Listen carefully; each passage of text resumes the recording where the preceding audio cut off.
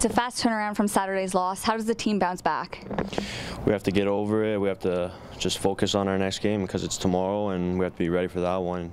Everybody knows what we need to do, and hopefully we get a better result.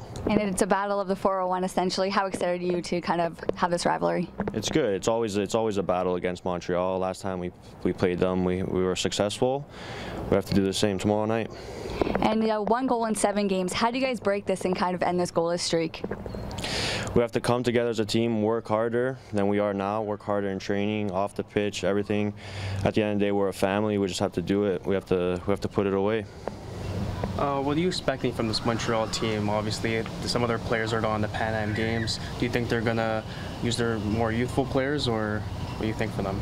Well, it's the same with us. We were missing players too. I'm sure they have players just like we do.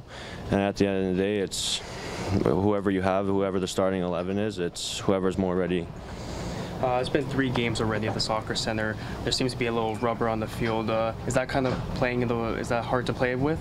The first game it wasn't that too easy to adapt to, but now that we played a couple games there, we're getting more used to it. It's getting worked in, so it's a lot better. But still, at the end of the day, you can't really use the surface as a complaint to why we're not performing at our best.